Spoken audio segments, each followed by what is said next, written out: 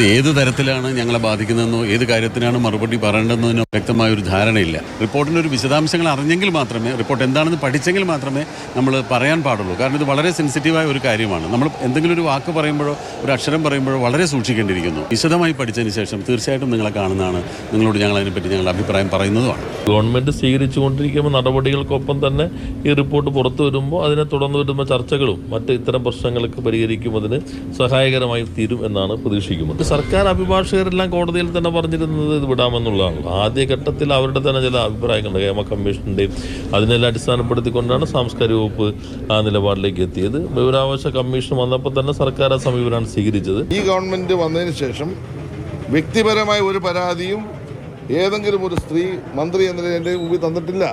അത്തരത്തിലുള്ള ഏതെങ്കിലും പരാതികൾ സർക്കാരിൻ്റെ മുമ്പ് വന്നു കഴിഞ്ഞാൽ കർശനമായ നടപടി തുടർന്നുണ്ടാകും. സിനിമാ രംഗത്ത് എന്തെങ്കിലും പ്രശ്നമുണ്ടെങ്കിൽ പൊതുസമൂഹത്തിൽ വരുന്ന പൊതുവായ പ്രശ്നങ്ങളുടെ ഭാഗമായി സിനിമാ രംഗത്തെ പ്രശ്നം നമ്മൾ എടുക്കും, ചർച്ച ചെയ്യും. തിരുത്തപ്പെടേണ്ട പ്രശ്നമുണ്ടെങ്കിൽ തിരുത്തും. എന്റെ കയ്യിലിരിക്കുന്ന ഈ ഫയലിലുള്ളത് ഹേമ കമ്മിറ്റി റിപ്പോർട്ടിന്റെ പുറത്തു വന്ന 290 പേജുകളാണ്. ഞെട്ടിപ്പിക്കുന്ന വെളിപ്പെടുത്തലുകളാണ് ഇതിലുള്ളത്. മലയാള സിനിമ അധോലോകമാണോ എന്ന ചോദ്യം സൂപ്പർ പ്രൈം ടൈം മുന്നോട്ട് വെക്കുന്നത് ഈ റിപ്പോർട്ടിലെ വരികളിൽ നിന്നാണ്. പക്ഷെ മലയാള സിനിമ എത്ര വലിയ അധോലോകമാണ് എന്ന് അമ്പരപ്പിക്കുന്നത് ഈ റിപ്പോർട്ടിന്റെ പുറത്തു വരാതെ തടയപ്പെട്ട പേജുകളാണ്.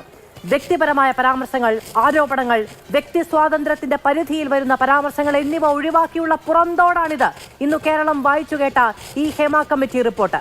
മലയാള സിനിമയിൽ ഏറ്റവും പ്രചാരത്തിലുള്ള 2 വാക്കുകൾ ഏതെന്ന് ഈ കമ്മിറ്റി റിപ്പോർട്ടിൽ പറയുന്നുണ്ട്. അത് അഡ്ജസ്റ്റ്മെന്റും കോംപ്രമൈസുമാണ്.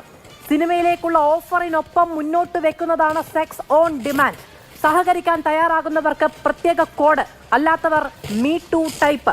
അഭിനയിക്കാനെത്തുന്ന സ്ത്രീകളെ കാണുന്നത് ആരുടെ കൂടെയും കിടക്കാൻ തയ്യാറുള്ളവർ. എന്നോട് പ്രേക്ഷകർ ക്ഷമിക്കണം, നമ്മുടെയൊക്കെ കുഞ്ഞുങ്ങളും പ്രായപൂർത്തിയാകാത്ത മക്കളുമൊക്കെ കേൾക്കുന്ന ഒരു ഡിബേറ്റാണ്. പക്ഷേ നമ്മുടെയൊക്കെ കുഞ്ഞുങ്ങളെ പോലെ തന്നെയുള്ള സ്ത്രീകളാണ് ഈ പറയുന്ന കാര്യങ്ങൾക്കിരയായത് എങ്കിൽ നമ്മുടെ സമൂഹം എത്രത്തോളം മോശപ്പെട്ടതാണ് എന്ന യാഥാർത്ഥ്യം സിനിമയെക്കാളേറെ അമ്പരിപ്പിക്കുന്നതാണ് എന്ന് അവർ തിരിച്ചറിഞ്ഞു വളരണം. എതിർ പറയിച്ചാൽ ഇന്റിമേറ്റ് സീനുകൾ ആവർത്തിച്ച് അഭിനയിപ്പിക്കും. പോലീസിനെ സമീപിക്കാത്തത് ജീവഭയം കൊണ്ട്. ഇങ്ങനെ നീളുന്നു വെള്ളി വെളിച്ചത്തിനടിയിലെ അഴുക്കിന്റെ ആഴം. ഈ റിപ്പോർട്ട്, ഈ കുറ്റപത്രം സർക്കാരിന് കൈമാറിയിട്ട് 4.5 വർഷം. അടയിരുന്നത് പെൺകുഞ്ഞുങ്ങളുടെ കണ്ണുനീരിന് മീതെ. ഖജനാവിൽ നിന്ന് കോടികൾ ചെലവാക്കിയ കമ്മീഷൻ കളി ആരുടെ കണ്ണിൽ പൊടിയിടാനാണ്? അവസാന നിമിഷവും നീണ്ട നാടകം കളി ആരുടെ താല്പര്യം സംരക്ഷിക്കാനാണ്? മലയാള സിനിമ അധോലോകമോ? അവസരം തീരുമാനിക്കുന്നത് അഡ്ജസ്റ്റ്മെന്റോ? നിയമ നടപടിക്ക് ഇനിയും പരാതി വേണമോ? റിപ്പോർട്ട് മൂടിവെച്ചത് എന്തിനു വേണ്ടി, ആർക്കു വേണ്ടി? ഈ ചോദ്യങ്ങളാണ് സൂപ്പർ പ്രൈം ടൈം ഇന്ന് വിശദമായ ചർച്ചയ്ക്ക് മുന്നോട്ട് വെക്കുന്നത്. നമ്മളോടൊപ്പം അതിഥികൾ ചേരും. അഡ്വക്കേറ്റ് ടി ബി മിനി, അഭിഭാഷക; രാഹുൽ ഈശ്വർ, നിരീക്ഷകൻ; ഡബിംഗ് ആർട്ടിസ്റ്റും നടിയുമായ ഭാഗ്യലക്ഷ്മി; ഇടത് സഹയാത്രികൻ ശ്രീ റെജി ലൂക്കോസ് എന്നിവർ നമ്മളോടൊപ്പം ചർച്ചയിൽ ചേരും. ഇടവേളയ്ക്ക് ശേഷം വിശദമായ ചർച്ച. 2 കാര്യങ്ങൾ ഈ ചർച്ചയുടെ തുടക്കത്തിൽ പറയാതെ പോകുന്നത് നീതിരഹിതമാകും. ഒന്നാമത്തേത്, ഇതിലെ ഈ റിപ്പോർട്ടിന്റെ 39-ാമത്തെ പേജിൽ 77-ാമത്തെ പാരഗ്രാഫിൽ കമ്മീഷൻ തന്നെ പറയുന്നുണ്ട്, all men are not responsible for the bad reputation of the film industry എന്ന്. എല്ലാ മനുഷ്യരെയും, എല്ലാ ആണുങ്ങളെയും അല്ല, പക്ഷേ റെസ്പോൺസിബിൾ ആയിട്ടുള്ള ആളുകളെ സ്പെയർ ചെയ്യരുത് എന്ന നിർബന്ധ ബുദ്ധി റിപ്പോർട്ടിൽ നമുക്ക് പ്രകടവുമാണ്. രണ്ടാമത്തേത്, ഇത് കാടടച്ചുള്ള ഒരു ആരോപണമല്ല. അതായത് സിനിമാ മേഖലയിൽ സക്സസ്ഫുള്ളായ അവനവൻ്റെ പ്രതിഭ കൊണ്ട് തിളങ്ങുന്ന എല്ലാ സ്ത്രീകളും ഇനി ഈ റിപ്പോർട്ടിൽ ഉന്നയിക്കപ്പെടുന്ന ആരോപണങ്ങളുടെ വഴികളിലൂടെ മാത്രമാണ് വിജയിച്ചത് എന്ന ഒരു ആരോപണം ഉന്നയിക്കാൻ പോന്ന ഉപാധിയായി ഈ റിപ്പോർട്ട് മാറരുത്. ഈ 2 കാര്യങ്ങളിൽ ഊന്നിയല്ലാതെ നമുക്ക് ഈ റിപ്പോർട്ടിനെ സമീപിക്കുക എന്ന് പറഞ്ഞാൽ അത് നീതിരഹിതമാകും. ആ വാക്കാണ് രണ്ടാമതും ആവർത്തിച്ച് പറയുന്നത്. ശ്രീമതി ഭാഗ്യലക്ഷ്മി, ഹേമ കമ്മിറ്റി റിപ്പോർട്ട് പുറത്തു വരുമെന്നത് വിവിധ നിയമ നടപടികൾക്ക് അവസാനമെത്തുമ്പോൾ ഇന്നലെ ഞങ്ങളുടെ റിപ്പോർട്ടറോട് സംസാരിക്കുമ്പോൾ ഞാൻ ചോദിച്ചിരുന്ന ഒരേ ഒരു കാര്യമെന്ന് പറയുന്നത്, ഇത്രയേറെ മൂടി വെക്കപ്പെട്ടിട്ട്, ഇത്രയേറെ എഡിറ്റ് ഔട്ട് ചെയ്തിട്ട് വരുന്നതിൽ എന്തെങ്കിലും ഉണ്ടാകുമോ എന്നുള്ളതാണ്. എന്നിട്ടും ഈ റിപ്പോർട്ടിന്റെ വരികളിലൂടെ പോകുമ്പോൾ യഥാർത്ഥത്തിൽ നമ്മുടെ സഹപ്രവർത്തകർ, നമ്മുടെ സഹജീവികൾ, സ്ത്രീകൾ അനുഭവിച്ചിരിക്കുന്ന, അവർ കടന്നു പോകേണ്ടി വന്ന വഴികളെ, അതിലുണ്ടാകുന്ന ഇരുട്ടിനെ കണ്ട് പേടിച്ചു നിൽക്കുകയാണ് ഈ റിപ്പോർട്ട് വായിച്ചിട്ടുള്ള എല്ലാവരും. അപ്പോൾ എഡിറ്റ് ഔട്ട് ചെയ്തിരിക്കുന്ന ഭാഗങ്ങൾ എന്തായിരിക്കും എന്നുള്ളത് പേടിപ്പിക്കുന്നതുമാണ്. ഇത്രയേറെ ദുരന്തങ്ങളും ദുരിതങ്ങളും സ്ത്രീകൾക്കെന്നോ അഭിനേത്രികൾക്കോ എന്നുള്ളത് പോകട്ടെ, സഹജീവികൾക്ക് അനുഭവിക്കാൻ നമ്മൾ ഈ സമൂഹത്തിൽ വിട്ടുകൊടുക്കാമോ?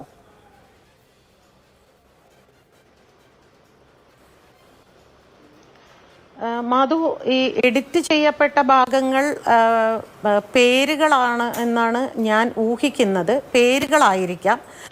സിനിമകൾ, ചില സിനിമകളുടെ പേര് പറഞ്ഞിട്ടുണ്ടാവാം, ചില വ്യക്തികളുടെ പേര് പറഞ്ഞിട്ടുണ്ടാവാം. അതായിരിക്കും എഡിറ്റ് ചെയ്യപ്പെട്ടത്. അത് പിന്നെ നമുക്കൊക്കെ അറിയാം, ഒരു നിയമസാധുത ഇല്ലാത്തതിൻ്റെ പേരിലായിരിക്കാം അത് മാറ്റി നിർത്തപ്പെട്ടത് എന്ന്. പക്ഷേ ഞാനൊരു കാര്യം പറയാം, നമുക്കെല്ലാവർക്കും അറിയാം, എല്ലാ തൊഴിൽ രംഗത്തും സ്ത്രീകൾക്ക് ഇത്തരത്തിലുള്ള ചൂഷണങ്ങൾ നേരിടേണ്ടി വരുന്നുണ്ട്. സ്വാഭാവികമായിട്ടും സിനിമയിലും, സിനിമ എന്ന് പറയുന്നത് മലയാള സിനിമ മാത്രമല്ല, ഇന്ത്യ ഒട്ടാകെ, ഓൾ ഇന്ത്യ, പല ലാംഗ്വേജിലെ എല്ലാ ഇടങ്ങളിലും സ്ത്രീകൾ പല രീതികളിൽ ചൂഷണം ചെയ്യപ്പെടുന്നുണ്ട്. അത് പ്രത്യേകിച്ച് കുറച്ച് ഉന്നത വിദ്യാഭ്യാസമൊക്കെ, ഒരു നല്ല വിദ്യാഭ്യാസമൊക്കെ ഉള്ള, സാമ്പത്തികമായി വലിയ കുഴപ്പമില്ലാത്ത വരുന്ന ഫാമിലിയിൽ നിന്ന് വരുന്ന സ്ത്രീകൾക്കൊന്നും ഇത്തരം ബുദ്ധിമുട്ടുകൾ ഉണ്ടാകാറില്ല. ഒരു അടിസ്ഥാനപരമായി കുറച്ച് താഴെ തട്ടിൽ നിന്ന് വരുന്നവരോടാണ് ഇത്തരത്തിൽ അധികം പെരുമാറുന്നത്. അത് നേരത്തെ മാധു തുടക്കത്തിൽ പറഞ്ഞതുപോലെ ഇവിടെ ഇപ്പോൾ സിനിമ ഇൻഡസ്ട്രിയെ ഒന്നടങ്കം ഇതിലുള്ള എല്ലാവരും ഇങ്ങനെയുള്ള ആളുകളാണ് എന്നോ അതൊന്നും ഇതിൻ്റെ അർത്ഥമല്ല. ഒരിടത്ത് 10 സിനിമയുടെ ഷൂട്ടിംഗ്, 10 സെറ്റുകൾ 10 ഇടങ്ങളിൽ ഉണ്ടെങ്കിൽ അതിൽ 2 ഇടങ്ങളിൽ ചില വ്യക്തികൾ, 2 സെറ്റുകളിൽ ചില വ്യക്തികൾ ഇത്തരത്തിൽ മോശമായി തീർച്ചയായിട്ടും പെരുമാറുന്നുണ്ട് എന്നുള്ളത് എൻ്റെ വ്യക്തിപരമായ ഒരു അനുഭവം വെച്ച് ഞാനത് സമ്മതിച്ചു തരും. ശ്രീമതി ഭാഗ്യലക്ഷ്മി, തെളിവില്ലാത്തത് എന്ന് പറയുന്നുണ്ട്. ഈ കമ്മീഷൻ ഇൻ ക്യാമറയിലാണ് ഈ മൊഴികളെല്ലാം എടുത്തത്. ഇതിൻ്റെ തന്നെ ഈ കമ്മീഷൻ റിപ്പോർട്ടിൽ തന്നെ കൃത്യമായി പറയുന്ന ഒരു കാര്യം എന്ന് പറയുന്നത് സ്ക്രീൻഷോട്ടുകളടക്കം, അല്ലെങ്കിൽ വീഡിയോ ക്ലിപ്പുകളടക്കം, ഓഡിയോ ക്ലിപ്പുകളടക്കം ഒക്കെയാണ് ഹാജരാക്കിയിട്ടുള്ളത് പെൺകുട്ടികൾ. ഈ ദുരനുഭവത്തിലൂടെ കടന്നു പോയിട്ടുള്ള പെൺകുട്ടികൾ ഹാജരാക്കുന്നത് സ്ക്രീൻഷോട്ടുകളടക്കം ഒക്കെയാണ്. Some of the witness also produce certain video clips, audio clips, screenshots of WhatsApp messages, etc. to establish the fact that there is demand for sex for the very entry into the cinema എന്നാണ് പറയുന്നത്. ഇത് നടപടിയെടുക്കാൻ പോകുന്നതാണ്. തെളിവുകളാണ് ഒരു commission മുൻപാകെ കൈമാറുന്നത്. സർക്കാർ ഏൽപ്പിച്ച കമ്മീഷനാണ്, നമ്മുടെ ടാക്സ് ഉപയോഗിച്ച് എടുത്ത കമ്മീഷനാണ്, നിയമപരമായ നിലനിൽപ്പുള്ള ഒരു കമ്മീഷനാണ്. അത് 4.5 വർഷമായി പുറത്തറിയുന്നില്ല എന്നുള്ളത് ഞെട്ടിപ്പിക്കുന്നതാണ്. അത് നീതിരാഹിത്യമാണ്. അത് വലിയ തോതിൽ എതിർക്കപ്പെടേണ്ടതാണ്. ഇതിൽ എന്ത് നടപടി സ്വീകരിക്കപ്പെട്ടിട്ടുണ്ട് എന്നത് ഒരു ചോദ്യമാണ്. ശ്രീമതി ഭാഗ്യലക്ഷ്മി,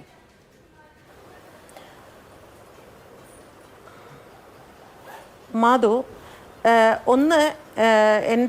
ഞാൻ അറിഞ്ഞിടത്തോളം ഈ കമ്മിറ്റി മുമ്പാകെ പോയിരുന്ന് സംസാരിക്കുമ്പോൾ ഇതൊരിക്കലും നിങ്ങളുടെ പേര് വിവരങ്ങളോ മറ്റു രീതിയിലുള്ള ഒന്നും തന്നെ പുറത്തു വിടില്ല എന്നവർ ഉറപ്പ് കൊടുക്കുകയും അതിൻ്റെ പേരിൽ 2 പേരും ഒപ്പിട്ട് വാങ്ങുകയും ചെയ്ത ഒരു കാര്യം അവിടെ നടന്നിട്ടുണ്ട്. പിന്നെ ഇതൊരിക്കലും പുറത്ത് വരരുത് എന്നാഗ്രഹിക്കുന്ന ഒരുപാട് സ്ത്രീകളുമുണ്ട്. കാരണം അവർക്ക് നിയമപരമായി ഇത് പോരാടാനുള്ള ശക്തി ഇല്ലാത്തത് കൊണ്ട്. ഇനി ഇത് പുറത്ത് വരാൻ വേണ്ടി തന്നെയാണ് ഞാൻ ഇങ്ങനെ ഒരു കമ്മിറ്റി മുമ്പാകെ പോയിരുന്നത് എന്ന് ഒരു സ്ത്രീ ഉറച്ച ശബ്ദത്തിൽ പുറത്തേക്ക് വന്ന് പറയട്ടെ. പറയുമ്പോൾ ഈ കൊടുത്ത എവിഡൻസ് ഒക്കെ അവരുടെ കയ്യിൽ ഉണ്ടെങ്കിൽ തീർച്ചയായിട്ടും അത് കേൾക്കാമല്ലോ. അവിടെയും സ്ത്രീകൾ എന്താണ് മൗനമായി ഇരുന്നാൽ, ഈ മൗനം തന്നെയല്ലേ ഇവിടെ ഇത്രയും കാലം സംഭവിച്ചുകൊണ്ടിരുന്ന ഈ കുറ്റകൃത്യങ്ങൾക്കെല്ലാം കാരണം. ഇപ്പൊ കമ്മിറ്റിയുടെ മുമ്പാകെ കമ്മിറ്റി ഒരു പക്ഷേ തെറ്റാണ് ചെയ്തതെങ്കിൽ തീർച്ചയായിട്ടും ഹേമ കമ്മിറ്റിയുടെ റിപ്പോർട്ടിൻ പ്രകാരം ഇവർക്ക് പിന്നെ കോടതിയെ സമീപിക്കാം, പോലീസ് സ്റ്റേഷനിൽ പോയി പരാതിപ്പെടാം. എനിക്ക് നിയമപരമായി എനിക്ക് സഹായം കിട്ടാൻ വേണ്ടിയാണ് ഞാൻ കമ്മിറ്റിയുടെ മുമ്പാകെ പോയി സംസാരിച്ചത്. പക്ഷേ കമ്മിറ്റി എൻ്റെ പേരും എൻ്റെ വിവരങ്ങളും ഒന്നും പുറത്ത് വിടാതെ എന്നോട് നീതി കാണിച്ചില്ല എന്ന് സ്ത്രീകൾക്ക് പറയാമല്ലോ. എന്തുകൊണ്ടാണ് അവരിപ്പോഴും നിശബ്ദത പാലിക്കുന്നത്? അവർക്ക് ശബ്ദമുണ്ടാക്കാൻ വേണ്ടിയല്ലേ ഒരു കമ്മിറ്റി രൂപീകരിച്ചത്. സ്ത്രീകൾക്ക് നിങ്ങൾ പറയൂ, ഞങ്ങൾ അതിന് നിങ്ങൾക്ക് സൊല്യൂഷൻ ഉണ്ടാക്കി തരാം എന്ന് പറഞ്ഞുകൊണ്ടല്ലേ ഒരു കമ്മിറ്റി അവിടെ വ്യത്യസ്തതയുണ്ട്. ശ്രീമതി ഭാഗ്യലക്ഷ്മി, അങ്ങനെയല്ല. അവനവന്റെ ഐഡന്റിറ്റി രഹസ്യമായി സൂക്ഷിച്ചുകൊണ്ട് തന്നെ ഈ പറയുന്ന ചൂഷണങ്ങൾക്കെതിരെ, അതിക്രമത്തിനെതിരെ സംസാരിക്കാൻ കഴിയും എന്നുള്ളത് കൊണ്ട് മാത്രമാണ് ഒരുപക്ഷെ ഇത് ഒക്കെ വിളിച്ചു പറയാൻ, അല്ലെങ്കിൽ ഇതൊക്കെ മൊഴികളായി നൽകാൻ ചില സ്ത്രീകളെങ്കിലും തയ്യാറായത്.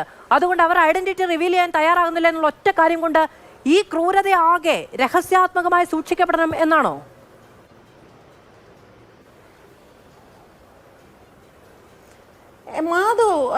മാധു തന്നെ പറയുന്ന കാര്യം ഒന്ന് ആലോചിച്ച് നോക്കുക. അവരുടെ ഐഡന്റിറ്റി പുറത്ത് വിടരുത്, അതായത് വിക്ടിമിന്റെ ഐഡന്റിറ്റി പുറത്ത് വിടാൻ പാടില്ല, അക്യൂസ്ഡിന്റെ ഐഡന്റിറ്റി പുറത്ത് വിടണം എന്നാണോ മാധു പറഞ്ഞതിന്റെ അർത്ഥം എന്ന് എനിക്ക് മനസ്സിലാവുന്നില്ല. അതെങ്ങനെ സാധിക്കും?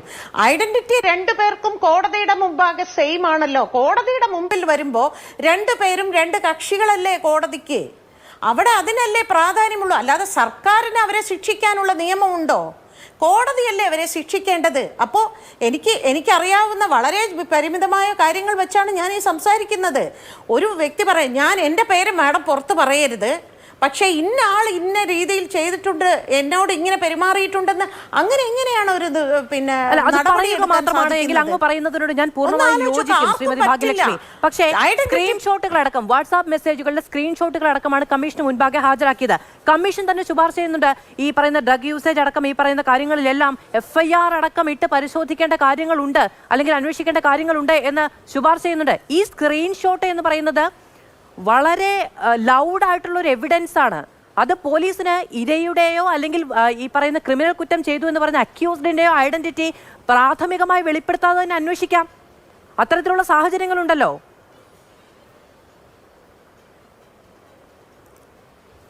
മാധു, ഇത് അന്വേഷിച്ചിട്ട് എന്ത് ചെയ്യും എന്നാണ് ഞാൻ ചോദിക്കുന്നത്. വെറുതെ അന്വേഷിച്ചത് കൊണ്ട് കാര്യമായില്ലല്ലോ, നമുക്ക് അതിനൊരു സൊല്യൂഷൻ വേണ്ടേ? ഇത് അന്വേഷിച്ച് ഇത് സത്യമാണെന്ന് ബോധ്യപ്പെട്ടാൽ അടുത്തത് കേസിലേക്ക് പോണ്ടേ? അതല്ലാതെ ആ അന്വേഷണം പൂഴ്ത്തിവെക്കണം എന്നാണോ പറയുന്നത്? ഈ അന്വേഷണം പൂർത്തീകരിച്ചു കഴിഞ്ഞാൽ ഈ അന്വേഷണം എന്ത് ചെയ്യണം? ഈ അന്വേഷണത്തിന്റെ റിപ്പോർട്ടിന്റെ അടിസ്ഥാനത്തിൽ എന്താണ് ചെയ്യേണ്ടത്? അതിന് നമ്മൾ ഉത്തരം പറയണ്ടേ? എന്തിനു വേണ്ടിയാണ് ഇപ്പം നമ്മൾ എന്താ പറയണത്? 1 കോടി രൂപ 6 ലക്ഷം പിന്നെ ചെലവാക്കിയിട്ട് നമ്മൾ ഇങ്ങനെ ഒരു ഹേമ കമ്മിറ്റി ഉണ്ടാക്കി, എന്നിട്ട് ഇത്രയും പൈസ വെറുതെ കളഞ്ഞു, പൂഴ്ത്തി വെച്ചു എന്ന് നമ്മൾ പറയുന്നില്ലേ? നാളെ ഇത് തന്നെയല്ലേ നമ്മൾ വീണ്ടും പറയാൻ പോകുന്നത്? പെൺകുട്ടിയുടെ ഐഡന്റിറ്റി പുറത്താക്കാതെ അവരുടെ സ്ക്രീൻഷോട്ടും അവരുടെ മറ്റുള്ള ശബ്ദ സന്ദേശങ്ങളും എല്ലാം വെച്ചുകൊണ്ട് ഒരു അന്വേഷണം നടത്തി. ഓക്കെ, അന്വേഷണ പ്രകാരം അയാൾ തെറ്റ് സമ്മതിച്ചു. അടുത്തത് എന്ത് ചെയ്യാൻ പോകുന്നു?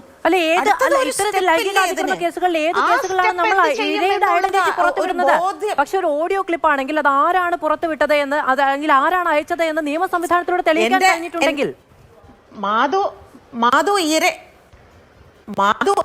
ഇരയുടെ ഐഡന്റിറ്റി പുറത്ത് വിടണ്ട. പക്ഷെ അങ്ങനെ ഒരു ഇര കോടതിയുടെ മുമ്പാകെ വരണമോ വേണ്ടയോ? തീർച്ചയായും. അതുകൊണ്ടാണ് സ്വമേധയാ നിയമ സംവിധാനത്തിന് നടപടി സ്വീകരിക്കാൻ കഴിയുന്ന പ്രൊവിഷൻസ് ഇതിലുണ്ടോ എന്ന് പരിശോധിക്കപ്പെടണമെന്നുള്ളതാണ്.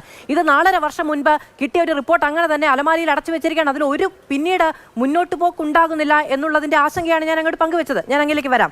അഡ്വക്കേറ്റ് ടി ബി മിനി, ഈ റിപ്പോർട്ട് എന്റെ അറിവില്ലായ്മയാണെന്ന് അറിയില്ല, എന്തോ ഇല്ലാതെ രാഹുൽ ഈശ്വർ തലയാട്ടുന്നു. ഞാൻ വരാം. അഡ്വക്കേറ്റ് ടി ബി മിനി, ഈ റിപ്പോർട്ട് 290 പേജുകളുള്ള ഈ റിപ്പോർട്ട് നമ്മുടെ മുന്നിലേക്ക് വന്നിരിക്കുന്നു.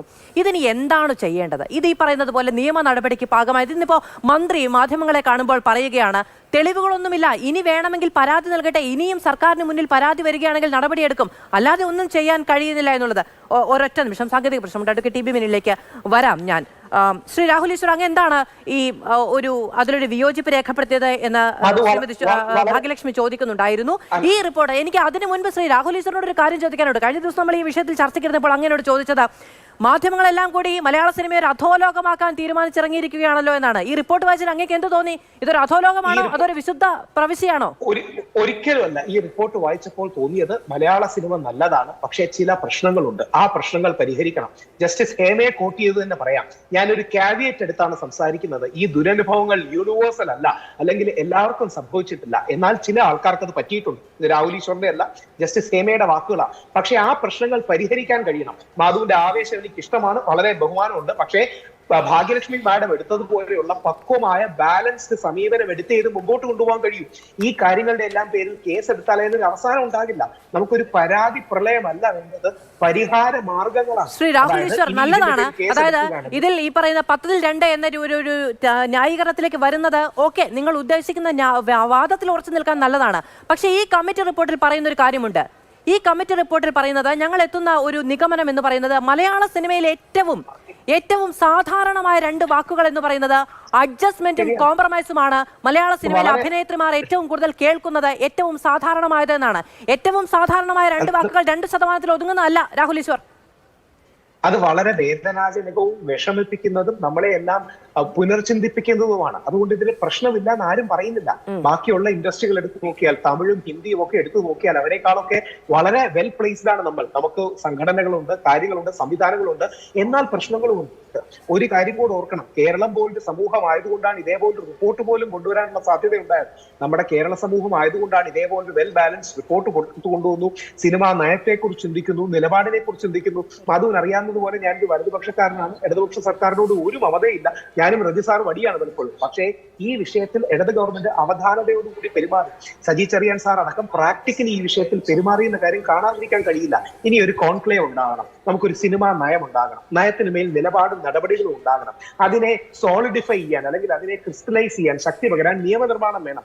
അങ്ങനെ ഒരു പോസിറ്റീവ് മുന്നോട്ട് പോക്കല്ലേ വേണ്ടത്. 10,000-കണക്കിന് ആൾക്കാരുടെ ജീവിതത്തെ ബാധിക്കുന്ന ഒരു വിഷയമാണ്.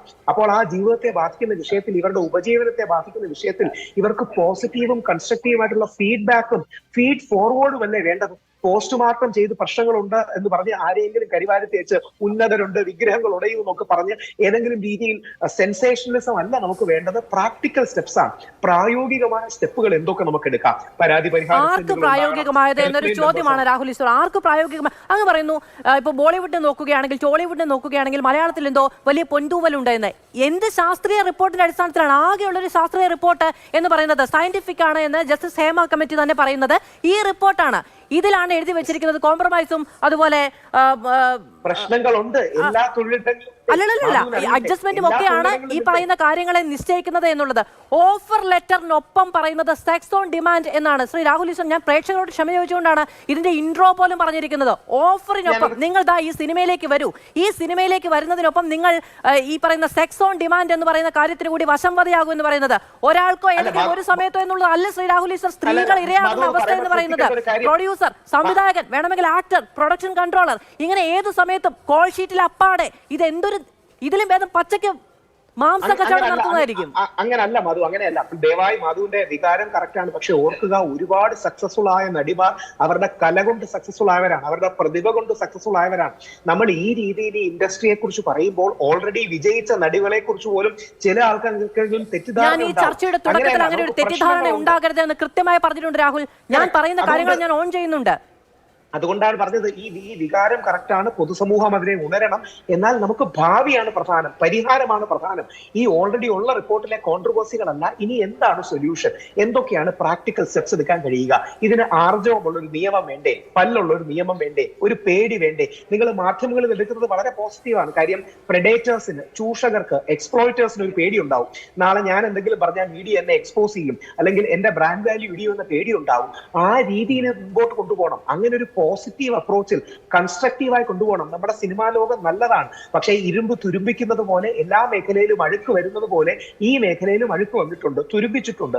ആ തുരുമ്പ് മാറ്റിയാൽ മതി. ഇരുമ്പിനെ ഇല്ലാതാക്കണ്ട, ഇരുമ്പ് കളയണ്ട. പക്ഷെ തുരുമ്പ് മാറ്റുന്ന ഒരു സമീപനം നമ്മൾ എടുക്കണം. അതിന് ഒരു മിനിറ്റ്, എന്റെ കൂടെ ശ്രീമതി ഭാഗ്യലക്ഷ്മി കുറച്ച് സമയം കൂടി ഉള്ളൂ. അതുകൊണ്ട് ഞാൻ ശ്രീമതി ഭാഗ്യലക്ഷ്മിയിലേക്ക് ഒരിക്കൽ കൂടി പോയതിനു ശേഷം ശ്രീ റജി ലൂക്കോസ് ഞാൻ അങ്ങിലേക്ക് വരാം. ശ്രീമതി ഭാഗ്യലക്ഷ്മി, പക്ഷേ ഇരുമ്പ് തുരുമ്പിക്കുകയല്ല, ഉണ്ടായതേ തുരുമ്പിച്ചാണെന്നാണ് ഈ റിപ്പോർട്ടിൽ തന്നെ പറയുന്നത്. അതായത് ഈ റിപ്പോർട്ട് ആദ്യകാലം മുതൽ, നമ്മുടെ ബ്ലാക്ക് ആൻഡ് വൈറ്റ് കാലം മുതലുള്ള കാര്യങ്ങളെ പറ്റി റെഫർ ചെയ്യുന്നുണ്ട്. അതിൽ പറയുന്നത് അന്നു മുതൽ സ്ത്രീകൾക്ക് അനുഭവിക്കേണ്ടി വരുന്ന സാഹചര്യങ്ങൾ, ഇത് ഈ പറയുന്ന സെക്ഷൽ ഹരാസ്മെന്റിന്റെ കാര്യം മാത്രമായി ചുരുക്കി കാണേണ്ട ഒന്നല്ല, അത് ചുരുക്കി കാണുന്ന ഒന്നാണോ എന്നുള്ളത് ഒരു വാദത്തിന് ഞാൻ വെക്കുന്നുമില്ല. എന്നിരുന്നാൽ പോലും ജൂനിയർ ആർട്ടിസ്റ്റുകൾ, ഹെയർ സ്റ്റൈലിസ്റ്റുകൾ എല്ലാവരും അനുഭവിക്കുന്ന പ്രശ്നങ്ങൾ, എന്തിന് ടോയ്ലറ്റിൽ പോകാൻ പോലും ഈ പറയുന്ന പ്രശ്നങ്ങൾ അഭിമുഖീകരിക്കുന്നവർ, നല്ല ഭക്ഷണം കിട്ടാൻ വേണ്ടി സഹകരിക്കേണ്ടി വരുന്നവർ, ഇങ്ങനെ പല തലങ്ങളിലുള്ള വേദനകളാണ് ഇതിനുള്ളിൽ പറഞ്ഞു വെച്ചിരിക്കുന്നതെല്ലാം ശ്രീമതി ഭാഗ്യലക്ഷ്മി. പക്ഷേ നമുക്ക് ഇപ്പൊ രാഹുൽ ഈശ്വർ പറയുന്നു, അല്ലെങ്കിൽ നേരത്തെ WCCയുടെ ഒരു മെമ്പർ സംസാരിച്ചപ്പോൾ പറഞ്ഞു, നിങ്ങൾ ഈ സെൻസേഷണലൈസ് ചെയ്യാതെ ഇതിന്റെ ശുപാർശകൾ ഇതെങ്ങനെ മെച്ചപ്പെടുത്താമെന്ന് ചിന്തിക്കൂ എന്നത് ശരിയാണെന്ന് കേൾക്കുമ്പോൾ ഭയങ്കര രസമാണ്. ഇതുവരെയുള്ളതൊക്കെ പോകട്ടെ, ഇനി നമുക്ക് എങ്ങനെ മെച്ചപ്പെടുത്താം? എങ്ങനെ പോകും? പോക്സോ കേസിന് സമാനമായ രീതിയിൽ പരിഗണിക്കാവുന്ന ക്രൈമുകൾ വരെ നടന്നിട്ടുണ്ട്. അത് പക്ഷേ ഇപ്പോൾ ആ അന്നത്തെ ഇരകളൊക്കെ ഇപ്പോൾ അതിന് മുകളിലേക്ക്, പ്രായപരിധിക്ക് മുകളിലേക്ക് വന്നിട്ടുണ്ട്. ഇത്രയും കാലത്തെ വേദന ഒരിക്കലും ചോദിക്കേണ്ടതില്ല, പറയേണ്ടതില്ല എന്ന് കരുതി കണ്ണടച്ചു പോകാൻ പറ്റുമോ?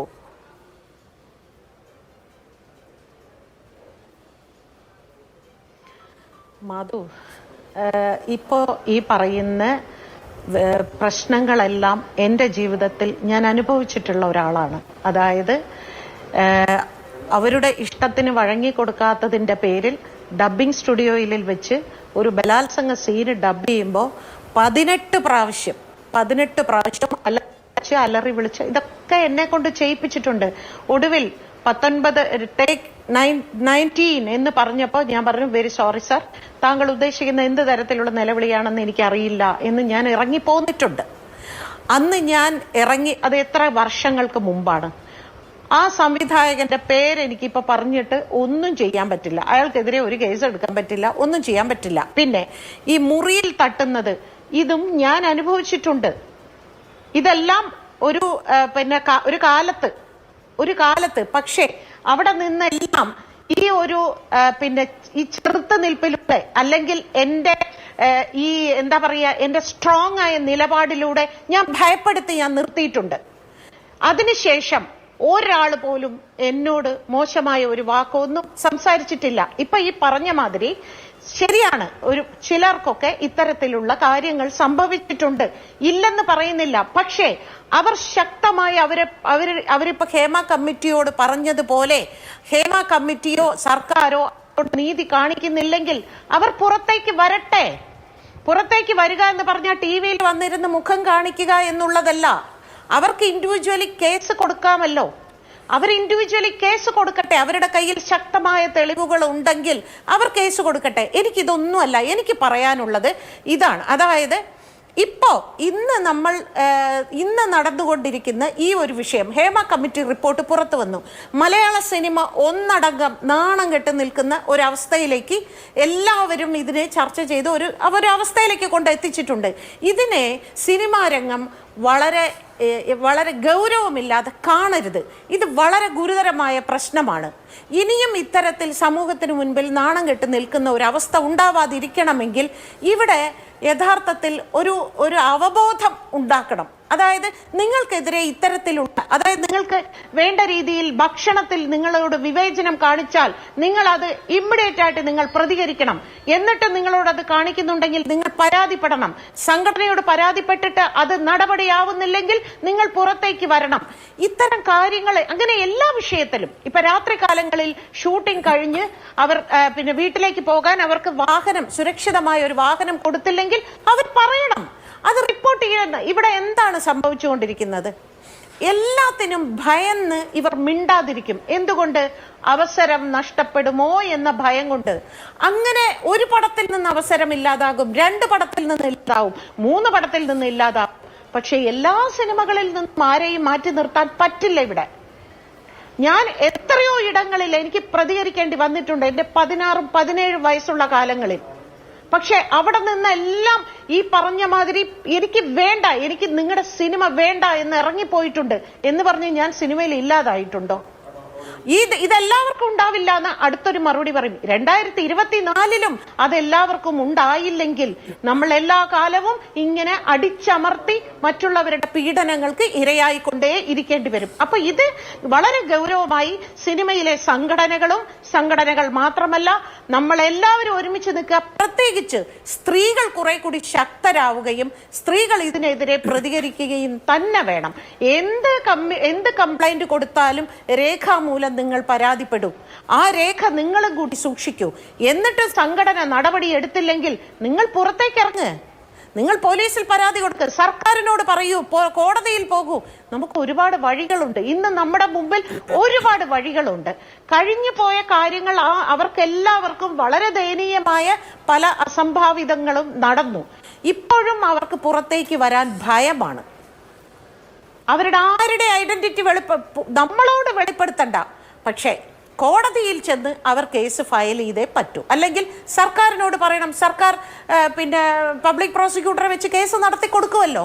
ഇതൊന്നും ചെയ്യാതെ എനിക്ക് എല്ലാ നീതിയും പുഷ്പം പോലെ എൻ്റെ കയ്യിൽ കിട്ടണം എന്ന് പറഞ്ഞാൽ വളരെ ബുദ്ധിമുട്ടാണ്. സിനിമയ്ക്കകത്ത് എപ്പോഴെങ്കിലും സ്ത്രീകൾ ഒന്നിച്ചു നിന്നൊരു സമരം ചെയ്തിട്ടുണ്ടോ?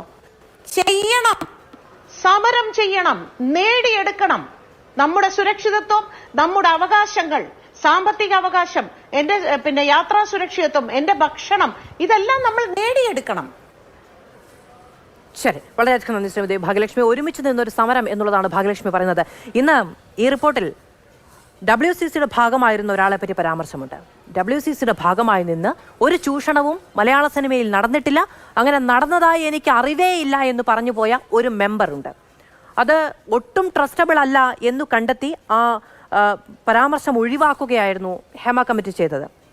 അപ്പോഴാണ് ഒരുമിച്ചുള്ള സമരം എന്ന് പറയുന്നത്. ഇത് അവസരങ്ങളുടെ ഒരു വലിയ ലോകമാണെന്നും ഫെയിമും പണവും സ്വാധീനവും ഒക്കെ സ്വന്തമാക്കാൻ കഴിയുന്ന ഒരു മേഖലയാണ് എന്നും ഈ പറയുന്നത് പോലെ വിചാരിച്ചു വെക്കുന്ന കുറേ മനുഷ്യരുണ്ട്. വിചാരിച്ചു വെക്കുന്നതല്ല, അതാണ് യാഥാർത്ഥ്യം. അവിടെ ഒരാൾ പോയാൽ അല്ലെങ്കിൽ ഒരു ഗ്രൂപ്പ് പോയാൽ ലാഭം എനിക്കാണ് എന്ന് തിരിച്ചറിയുന്ന വളരെ പ്രതിഭാശാലിയായ കുറേ നായികമാർ ഈ മീ ടു കേസ് അതൊരു കോഴ്സിലിട്ട് പറയേണ്ടതാണ്. ഇവരൊക്കെ മീ ടു കേസാണ് കേട്ടോ എന്നാണ് ചില പ്രൊഡക്ഷൻ കൺട്രോളർമാർ പ്രൊഡ്യൂസർമാരോട് പറയുന്നത്. അതുകൊണ്ട് നമ്മൾ സഹകരിപ്പിക്കേണ്ടതില്ല എന്ന് അങ്ങനെ പറഞ്ഞ് ഒഴിവാകുകയാണെങ്കിൽ ആ ഇടം, ആ അവസരങ്ങൾ, ആ പ്രതിഫലം, ആ ഫെയിം അതൊക്കെ നേടിയെടുക്കാൻ കഴിയുന്ന ദുഷ്ടലാക്കുള്ള മനുഷ്യർ കൂടി ഇതിനിടയിലുണ്ട്.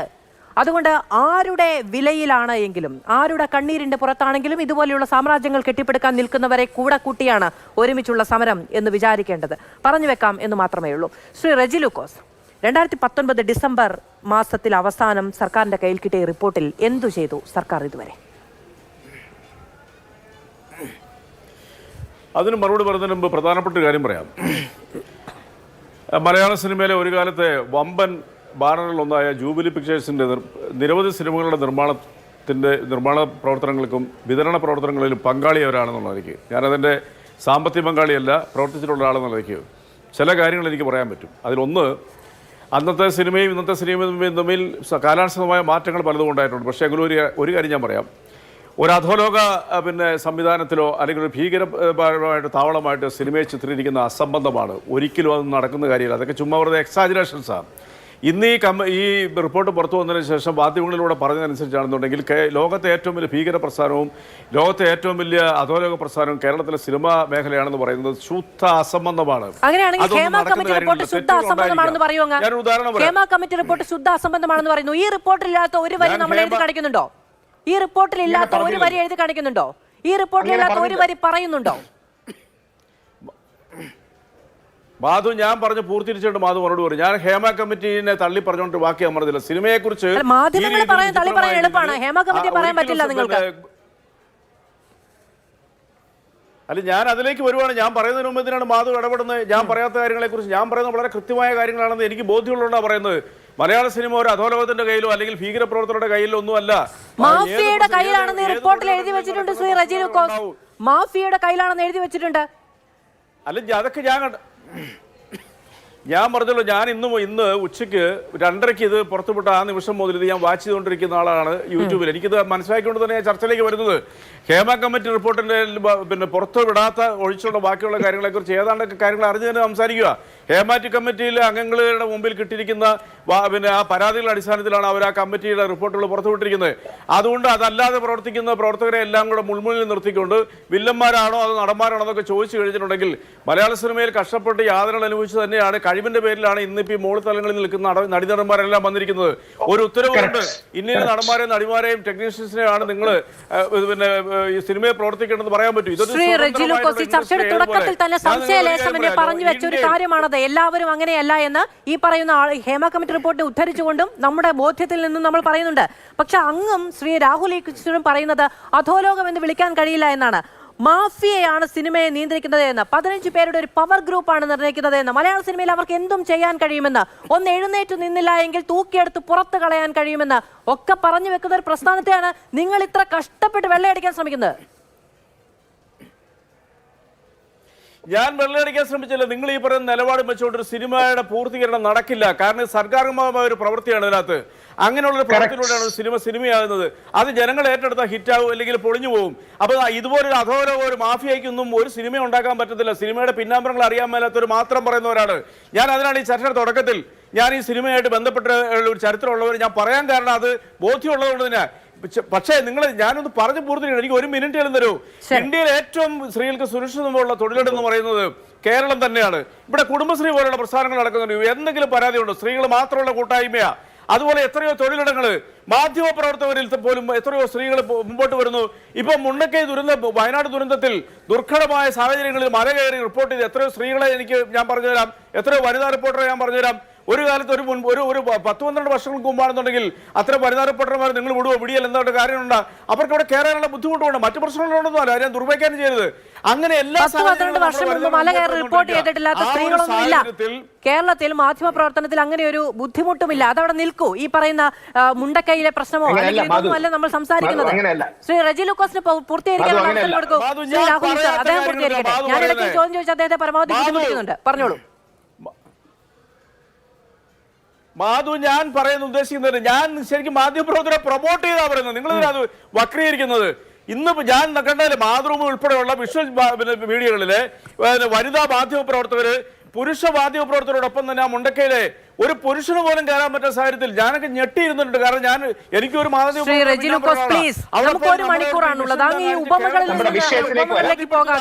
റിപ്പോർട്ടർമാരല്ലേ. നമ്മുടെ വിഷയത്തിലേക്ക് വരാം. അല്ല, ആ വിഷയത്തിലേക്ക് ഞാൻ വരുന്നേ, ആ വിഷയത്തിലേക്ക് വരണ ചില കാര്യങ്ങൾ പറയണല്ലോ. ഇപ്പൊ രാഹുൽ ഈശ്വരേ, ഈ ചർച്ച അങ്ങനെ പ്രശ്നം എന്താണെന്നറിയാമോ ശ്രീ റെജി ലൂക്കോസ്? ഞാൻ ചോദിച്ചത് സർക്കാർ കഴിഞ്ഞ ഈ 4.5 വർഷത്തിനിടയ്ക്ക് എന്ത് ചെയ്തു എന്നാണ്. സത്യം പറഞ്ഞാൽ അങ്ങ് ഇത്രയും സമയം എടുത്താത്തൊഴികെ മറ്റെല്ലാ കാര്യങ്ങളും പറയുന്നുണ്ട്. അങ്ങയുടെ സിനിമാ ചരിത്രവും അങ്ങയുടെ ബന്ധങ്ങളും നമ്മുടെ മുണ്ടക്കൈയിലെ അപകടവും ഇതെല്ലാം പറയുന്നുണ്ട്. ഞാൻ ചോദിച്ച ചോദ്യം മാത്രം അങ്ങ് പറയുന്നില്ല. അല്ല, ഞാൻ അത് പറയും ചില കാര്യങ്ങളൊക്കെ ഇത് കേൾക്കുന്ന ജനങ്ങൾക്ക് മനസ്സിലാകണം. ഒരു പ്രസ്ഥാനത്തെ, ഒരു ഇൻഡസ്ട്രിയെ ഇതുപോലെ രീതിയിൽ ചിത്രീകരിക്കുമ്പോൾ അതിനകത്ത് തെറ്റുകളുണ്ട്. ഞാൻ അതിലേക്ക് വരുന്നുണ്ട്. ഞാൻ അത് പറയാം. ഹേമ കമ്മിറ്റി റിപ്പോർട്ട് പുറത്തുവിടാത്ത എന്താണ് നിങ്ങൾ ചോദിച്ചിരിക്കുന്നത്? അതെന്താണെന്നുള്ള സംസ്ഥാന സർക്കാരും ഈ സർക്കാർ വന്നതിന് ശേഷം രണ്ടുപേരെ വകുപ്പ് ഭരിച്ചിട്ടുണ്ട്. ഒന്ന് ബഹുമാനപ്പെട്ട ഇപ്പോഴത്തെ മന്ത്രി. ഞാൻ ചോദിച്ചത് ഹേമ കമ്മിറ്റി റിപ്പോർട്ട് എന്തുകൊണ്ട് പുറത്തുവിട്ടില്ല എന്നല്ല. അങ്ങേക്ക് അതുപോലും കേൾക്കാനുള്ള സാവകാശമില്ല. ഞാൻ ചോദിച്ചത് ആ റിപ്പോർട്ടിന്റെ ശുപാർശകളിൽ സർക്കാർ എന്തു ചെയ്തു എന്നാണ്. ആ റിപ്പോർട്ടർ പ്രകാരം ആ റിപ്പോർട്ടർ ഇപ്പോൾ പുറത്തു വന്നിരിക്കുന്നു. കോടതി ഇടപെട്ടിരിക്കുന്നു. ആ കോടതി ഇടപെട്ട് എന്താ പറഞ്ഞിരിക്കുന്നത്? അതിനകത്ത് ഏതെങ്കിലും ഒരു വ്യക്തികളുടെ പേരുകൾ പരാമർശിച്ചിട്ടുണ്ടെങ്കിൽ അത് ഒഴിവാക്കണമെന്ന് പ്രത്യേകം പറഞ്ഞിട്ടുണ്ട്. അത് സർക്കാർ ഇതിനോട് പറഞ്ഞു കഴിഞ്ഞിരിക്കുന്നു. ഇതിനോടകം തന്നെ 4-5 കൂടിക്കാഴ്ചകൾ ഈ അമ്മയെ പോലെയുള്ള ആ സിനിമയിലെ മറ്റു സംഘടനകളുമായിട്ട് നമ്മുടെ ബഹുമാനപ്പെട്ട സർക്കാരും മന്ത്രിയും കൂടിക്കാഴ്ച നടത്തിയിട്ടുണ്ട്. എന്ത് രീതിയിലുള്ള നടപടികൾ സ്വീകരിക്കാൻ പറ്റും? സർക്കാർ ഇതിനകത്ത് നിയന്ത്രിക്കുന്ന ഒരു പരിധി കൂടുതലൊന്നും ചെയ്യാൻ പറ്റത്തില്ല. അത് നിയമപരമായ രീതിയിലുള്ള എന്തെങ്കിലും ലംഘനങ്ങൾ നടത്തിയെങ്കിൽ മാത്രമേ ഗവൺമെന്റ് ഇടപെടാൻ പറ്റുള്ളൂ. അതുകൊണ്ടാണ് ഞാൻ പറഞ്ഞ സിനിമയെ നിൽക്കൂ. ഇവിടുത്തെ സ്ത്രീകളെ സംബന്ധിച്ചോളം അവർ നേരിടുന്ന പ്രശ്നങ്ങൾ സിനിമയിലുണ്ടെങ്കിൽ അതിനെ അഡ്രസ് ചെയ്ത് കൃത്യമായി ഈ സംഘടനകളൊക്കെ ആയിട്ട് സംസാരിച്ച് അതിന് വേണ്ട രീതിയിലുള്ള നടപടി സ്വീകരിക്കുന്നുള്ളവരും ഓൾറെഡി തന്നെ അവരുമായിട്ട് ചർച്ചകൾ ചെയ്തിട്ടുണ്ട്. പക്ഷെ നിങ്ങളൊന്ന് മനസ്സിലാക്കണം, ഈ റിപ്പോർട്ടറിനകത്ത് കൊടുത്തിരിക്കുന്നത് പരാതി പറഞ്ഞിരിക്കുന്ന ബഹുമാനപ്പെട്ട വനിതാ നടികരണന്മാരോ ടെക്നീഷ്യൻസോ ആരെങ്കിലും ഉണ്ടെന്നുണ്ടെങ്കിൽ അവർക്കുണ്ടായിരിക്കുന്ന റിപ്പോർട്ടിന്റെ ശുപാർശകളിൽ എന്ത് നടപടി സ്വീകരിച്ചു എന്നതാണ് ഞാൻ ചോദിച്ചത്. അങ്ങ് ഇപ്പോഴും പറയുന്നത് ഇത് പുറത്തുവിടാൻ കഴിയാത്തതും ഇതുമായി ബന്ധപ്പെട്ട നിയമ നടപടികളിലേക്ക് പോകാത്തതും അതിനെ കുറിച്ചുള്ള കാര്യങ്ങളാണ്. ട്രിബ്യൂണൽ രൂപീകരണം അടക്കം, ഈ റിട്ടയർഡ് ജഡ്ജസിനെ വെച്ചുള്ള ട്രിബ്യൂണൽ രൂപീകരണം അടക്കം അത് വനിതകളെ വെച്ചിട്ടുള്ളതായിരിക്കണം. ഇത്ര വർഷങ്ങളുടെ എക്സ്പീരിയൻസ് ഉണ്ടാകണം. ട്രയൽ സൈഡിൽ ഇത്ര വർഷത്തെ എക്സ്പീരിയൻസ് ഉണ്ടായിരിക്കണം. ഈ കമ്മിറ്റികളെ പറ്റി ഉണ്ടായിരിക്കണം. അതുപോലെ ട്രിബ്യൂണലിന്റെ പവറുകൾ എന്തൊക്കെയായിരിക്കണം തുടങ്ങിയ കാര്യങ്ങളിൽ 175-ാമത്തെ പേജ് മുതൽ ഇങ്ങോട്ട് വിശദീകരിക്കുന്നുണ്ട്. ഇതിലെന്ത് നടപടിയെടുത്തു എന്നാണ് ഞാൻ ശ്രീ റെജി ലൂക്കോസ് 4ാമത്തെ തവണയും ചോദിക്കുന്നു. അങ്ങനെ നടപടിയെടുക്കേണ്ട ബാധ്യത ഒരു സംവിധാനത്തിന് ഇല്ലെങ്കിൽ എന്തിനാണ് 1,06,00,000 രൂപ കൊണ്ട് കലക്കവെള്ളത്തിൽ കളഞ്ഞത്? അല്ല, ഞാൻ പറയട്ടെ, ഈ റിപ്പോർട്ട് പുറത്തു വിടാതിരിക്കാനുള്ള കാരണം എന്താണ്? കോടതി പരാതി പറഞ്ഞുകൊണ്ട് ഒരു വിചിത്രമായ ഒരു പരാതി കഴിഞ്ഞ ദിവസം ഉണ്ടായി. ശ്രീ റെജി ലൂക്കോസ് റിപ്പോർട്ട് പുറത്തുവിടാത്തത് എന്തെന്നല്ല ഞാൻ ചോദിക്കുന്നത്. എന്നല്ല ഞാൻ ചോദിക്കുന്നത്. കേട്ടുകൊണ്ടിരിക്കുന്നവരെ പൊട്ടന്മാരാക്കല്ലേ? അല്ല, കേട്ടോണ്ടിരിക്കുന്ന ജനത്തിന് പൊട്ടന്മാരൊന്നുമല്ല. നിൽക്കൂ, കേരളത്തിനെ സംബന്ധിച്ചോളം കേരളം നേരിട്ടിരിക്കുന്ന ഏറ്റവും വലിയൊരു ഭീകരമായ ഒരു ദുരന്തത്തിന്റെ മുമ്പിൽ മുൾമുനയിൽ തരിച്ചിരിക്കുന്ന ഒരു കേരളത്തിലെ ജനങ്ങൾക്ക് ഈ റിപ്പോർട്ടർ അതിന്റെ അത്രയും വാലിഡിറ്റി റിപ്പോർട്ടർ ഉണ്ടാവുന്നൊക്കെ നിങ്ങളൊക്കെ ചിത്രീകരിച്ചാൽ അതൊന്നും കേരളത്തിൽ വിലപ്പോകത്തില്ല. ജനം അതല്ല പ്രതീക്ഷിക്കുന്നത്. വയനാട് ഉരുൾപൊട്ടൽ ഉണ്ടായതുകൊണ്ട് ഹേമ കമ്മിറ്റി റിപ്പോർട്ടുമായി ബന്ധപ്പെട്ട് ചർച്ച നടത്തരുതെന്നാണോ? അല്ലെങ്കിൽ അതുമായി ബന്ധപ്പെട്ട് സർക്കാർ നടപടി സ്വീകരിക്കരുതെന്നാണോ? ഈ വയനാട് ഉരുൾപൊട്ടൽ ഉണ്ടായത് കഴിഞ്ഞ 30-നാണ്. 2019 ഡിസംബർ മുതൽ സർക്കാരിന്റെ കയ്യിൽ ഹേമ കമ്മിറ്റി കൊടുത്ത റിപ്പോർട്ടുണ്ട്. അതിന്റെ ശുപാർശകളിൽ എന്ത് നടപടി സ്വീകരിച്ചു എന്നാണ് 6ാമത്തെ തവണ ശ്രീ റെജി ലൂക്കോസ് ഞാൻ അങ്ങോട്ട് ചോദിക്കുന്നത്. അല്ലെന്ന് അങ്ങനെയുള്ള എക്സാജറേറ്റുള്ള ചോദ്യങ്ങളൊന്നും അർത്ഥമൊന്നുമില്ല. ഞാൻ പറഞ്ഞ കാര്യങ്ങൾ വളരെ കറക്റ്റ് കാര്യങ്ങളാണ്. ഞാൻ പറഞ്ഞല്ലോ, സമൂഹം നേരിടുന്ന പ്രശ്നങ്ങളിലെ ഒരു ഭാഗം മാത്രമാണിത്. അത് ഞാൻ സമ്മതിച്ചു കഴിഞ്ഞു. ബഹുമാനപ്പെട്ട 2 മന്ത്രിമാരും പറഞ്ഞു അതിനനുസരിച്ചുള്ള നടപടികളിലേക്ക് സർക്കാർ കടക്കും. സർക്കാർ എന്ത് നടപടി സ്വീകരിച്ചു എന്നുള്ളത് എക്സാജറേറ്റ് ചെയ്തൊരു ചോദ്യമാണ്. അതിന് മറുപടി പറയാൻ കഴിയില്ല. ശരി, ഞാൻ അങ്ങയുടെ ആ വാദം അങ്ങനെ എടുത്തു, അത് പ്രേക്ഷകർക്ക് കൊടുത്തു. അവർ തീരുമാനിക്കട്ടെ. അങ്ങൊന്ന് വഴങ്ങണേ. നിങ്ങൾക്ക് അല്ല നിക്കേ ഈ ഗവൺമെന്റിന്റെ നടപടിയെ കുറിച്ച് ഞാൻ പറയാം. ഇത്തരം പരാതികൾ മുൻകാലത്ത് ഉണ്ടായിരുന്നില്ല. ഒരു പ്രമുഖ നടനെ പോലും എടുത്ത് അറസ്റ്റ് ചെയ്തു, വലിയ ആരാധകവൃന്ദമുള്ള നടനെ പോലും 90-92 കാര്യമാണ്. ആ കേസിന്റെ ആധാരമായാണ് കമ്മീഷൻ രൂപീകരിക്കണമെന്ന് പറഞ്ഞത് മാത്രമാണ് അതുമായുള്ള ബന്ധം. അത് രണ്ടാണ്, ഒന്നാക്കാൻ ശ്രമിക്കരുത്. ഈ കമ്മിറ്റി റിപ്പോർട്ടിൽ എന്ത് നടപടി സ്വീകരിച്ചതാണ് ചോദിച്ചാൽ ഞാൻ ശ്രീ രാഹുൽ ഈശ്വറിലേക്ക് പോവുകയാണ്. അങ്ങോട്ട് ക്ഷമിക്കണം, ഞാൻ അങ്ങേലേക്ക് വരാം. ശ്രീ റെജി ലൂക്കോസ് ഒന്ന് വഴങ്ങണം. ശരി, ഞാൻ വരാം ശ്രീ റെജി ലൂക്കോസ്, ഞാൻ വരാം ശ്രീ രാഹുൽ ഈശ്വർ, ശ്രീ രാഹുൽ ഈശ്വർ. ഇനി ഇതവിടെ നിൽക്കട്ടെ. നമ്മൾ ചർച്ചയുടെ മറ്റൊരു ഘട്ടത്തിലേക്ക് കിടക്കുകയാണല്ലോ. സിനിമാ മേഖലയിൽ ഈ പറയുന്ന ഡ്രഗ് ഉപയോഗം അത് സ്ത്രീകളെ കൂടുതൽ വലിയ തോതിൽ ബാധിക്കുന്നു. ജൂനിയർ ആർട്ടിസ്റ്റുകൾ, ഹെയർ സ്റ്റൈലിസ്റ്റുകൾ, അങ്ങനെ പലരും അഭിമുഖീകരിക്കുന്ന പ്രശ്നങ്ങൾ, ഈ ടോയ്ലറ്റ് പോലും ഇല്ലാത്ത പ്രശ്നങ്ങൾ, മെൻസ്ട്രൽ പീരീഡ്സിന്റെ സമയത്ത് കൃത്യമായി ഒന്ന് പാഡ് മാറ്റാൻ പോകാൻ കഴിയാത്ത ബുദ്ധിമുട്ട്, അങ്ങനെ പോകാൻ പാടില്ല, ആരെയും കൂട്ടുപോകാൻ പാടില്ല, തുണി മറച്ചു കെട്ടി ഇടത്ത് പോയി നിന്ന് മൂത്രമൊഴിച്ചിട്ട് തിരിച്ചു വരണം എന്ന് പറയുന്ന അരാജകത്വം, ഇതൊക്കെയാണ് നാട്ടിൽ നടക്കുന്നത്. അല്ല, അവിടെയാണ് അത് വളരെ ഈസിലി ആയിട്ട് ഇംപ്ലിമെന്റ് ചെയ്യാൻ കഴിയുന്ന കുറച്ച് കാര്യങ്ങളുണ്ട്. പെട്ടെന്ന് നമ്മൾ ഇംപ്ലിമെന്റ് ചെയ്യേണ്ടതും ചർച്ച ചെയ്യേണ്ടതുമായ കാര്യങ്ങൾ. അതിലൊന്നാണ് ഡ്രഗ് അബ്യൂസിന്റെ വിഷയം, ആൽക്കഹോളിസത്തിന്റെ വിഷയം. പൂർണ്ണമായും നിരോധിക്കാനും കടുപ്പമേറിയ നിയമങ്ങൾ കൊണ്ടുവരാനും കഴിയണം. വലിയൊരു പരിധിവരെ അതൊന്ന് കർട്ടൈൽ ചെയ്യാൻ അതുകൊണ്ട് പറ്റും. 2 ശുചിമുറികൾ, ശൗചാലയങ്ങൾ അടക്കമുള്ള വളരെ കൺസ്ട്രക്റ്റീവ് ഫീഡ്ബാക്ക് ഉണ്ട്. ആ കാര്യങ്ങളുമായി മുമ്പോട്ട് പോകാൻ കഴിയണം. ഇവിടെയാണ് നമ്മളൊരു ബ്ലെയിം ഗെയിമിലേക്കും പരസ്പരം പഴിചാരലിനും അർത്ഥമില്ല. ഞാനും റെജി ലൂക്കോസ് സാറും എല്ലാ വിഷയത്തിലും പരസ്പര വിരുദ്ധ അഭിപ്രായമുള്ളവരാണ്. പക്ഷെ ഈ വിഷയത്തിൽ അദ്ദേഹത്തെ ചാടി ആക്രമിച്ചല്ല നമ്മൾ മുമ്പോട്ട് പോകേണ്ടത്. പകരം എല്ലാ കക്ഷികളും, ഇടത് വലതുപക്ഷം ഭേദമന്യേ ഒരുമിച്ച് നിന്ന് ഇത് സ്ലോ ആയിട്ട് മാത്രമേ നമുക്ക് ഇവിടെ ഇന്റർവെൻഷൻ പോസിബിൾ ആകൂ. കാര്യം ഇതൊരു ക്യാപിറ്റലിസ്റ്റിക് ഇൻഡസ്ട്രിയാണ്. നമ്മുടെ സിനിമാ മേഖല എന്ന് പറയുന്നത് ഗവൺമെന്റോ മിക്സഡ് എക്കോണമിയോ സോഷ്യലിസ്റ്റ് എക്കോണമിയോ ഒന്നുമല്ല. ഇതൊരു ക്യാപിറ്റൽ ഇന്റൻസീവായ ഇൻവെസ്റ്റർ സെന്റിമെന്റ്സിന് പ്രാധാന്യമുള്ള എക്കോണമിയാണ്. അവിടെ വളരെ സൂക്ഷിച്ചു മാത്രമേ ഇന്റർവീൻ ചെയ്യാൻ കഴിയൂ. ഇടത് സർക്കാർ വളരെ അവധാനതയോടെയാണ് പോയത്. എല്ലാ കാര്യവും ഞാൻ എതിർപ്പാണ്. പക്ഷേ ഈ വിഷയത്തിൽ സത്യമാണ്, ബാക്കിയുള്ള വിഷയങ്ങളിൽ എടുത്തു ചാടുന്നത് പോലെ അല്ലെങ്കിൽ എടുത്ത് ഏതെങ്കിലും ഗവൺമെന്റ് ചാടുന്നത് പോലെ ചെയ്തില്ല. ഈ 2 സ്റ്റെപ്സ് എന്താണ്? നമുക്ക് നല്ല നയങ്ങൾ വേണം, നല്ല നടപടി വേണം, നിലപാട് വേണം, നിയമനിർമ്മാണം. ഈ നയം കാലിൽ വേര് പിടിച്ചു പോകും ശ്രീ രാഹുൽ. അവിടെ അങ്ങനല്ല. മാധു അത് റേസ് ചെയ്യുന്നത് മാധുവിന്റെ പെർസ്പെക്റ്റീവിന് കറക്റ്റ് ആണ്. പക്ഷെ ഒരു സ്റ്റേറ്റ് ക്രാഫ്റ്റ് നടത്തുന്നവർ, ഒരു സംസ്ഥാനത്തെ റൺ ചെയ്യുന്നവർ, അത് മുമ്പോട്ട് പോകുന്നവർ സ്ലോ ആയിട്ട് പോകാൻ കഴിയും. കാര്യം ഏതെങ്കിലും രീതിയിലൊരു ഹാർഡ് ഇതിൽ കൂടുതൽ എങ്ങനെയാണ് സ്ലോ സൈക്കിൾ റേസ് പോലെയാണ്. ഇതിൽ കൂടുതൽ പോയാൽ താഴെ പോകും. ഇതിൽ കൂടുതൽ പതുക്കെ പോകാൻ കഴിയില്ല. 4.5 വർഷക്കാലം ഈ പറയുന്ന ആക്ട് പ്രകാരം പോയില്ല എങ്കിൽ ഇപ്പോഴും ഈ സാധനം അലമാരിക്കകത്ത് ഏതെങ്കിലും ഒരു പുസ്തകം പാറി പോകാതിരിക്കാൻ പുസ്തകത്തിന് താഴെ അടുക്കി വെക്കും. അല്ല, ഇപ്പം തന്നെ ശ്രീ സജി ചെറിയാൻ സാറിന്റെ നിലപാട് നോക്കും. അദ്ദേഹം പറഞ്ഞെന്താ, നമുക്കൊരു കോൺക്ലേവ് വേണം. അത് കൊച്ചി വെച്ച് വേണം. കാര്യം കൊച്ചിയാണ് നമ്മുടെ സെന്റർ, നമുക്കറിയാം. ആ കൊച്ചി വെച്ചൊരു കോൺക്ലേവ് വേണം. അവിടെ വെച്ച് ഡേറ്റും അദ്ദേഹം ഫിക്സ് ചെയ്തു എന്നാണ് അദ്ദേഹം മാധ്യമങ്ങളോട് പറഞ്ഞത്. ആ ഡേറ്റിൽ നമുക്കൊരു കോൺക്ലേവ് നടത്തണം. ആ കോൺക്ലേവിന്റെ ഭാഗമായി സജഷൻസ് വരണം. അമ്മ, ഫെഫ്ക അടക്കമുള്ള എല്ലാ സംഘടനകളെയും വിശ്വാസത്തിലെടുക്കണം. പറ്റുമെങ്കിൽ താരങ്ങളെ സംഘടിപ്പിച്ച് അതിനൊരു സ്റ്റേജ് ഓപ്പണിംഗ് സെറമണി കൂടി നടത്തണം, ഒരു ഡാൻസ് ഒക്കെ വെച്ചിട്ട്. അല്ല, അത് സർക്കാസമാണ്. പക്ഷെ അത് പറയുന്നതിന്റെ ആ ധാർമ്മിക രോഷം നമ്മൾ എല്ലാവരും ഉൾക്കൊള്ളുന്നു. എനിക്ക് തോന്നുന്നു റെജി ലൂക്കോസ് സാർ ഉള്ളിൽ ഉൾക്കൊള്ളുന്നുണ്ട്. എല്ലാവരും അത് ഉൾക്കൊള്ളുന്നുണ്ട്. കുറെ കൂടെ ഫാസ്റ്റായി വേണമെന്ന് നമുക്ക് ആഗ്രഹിക്കാം.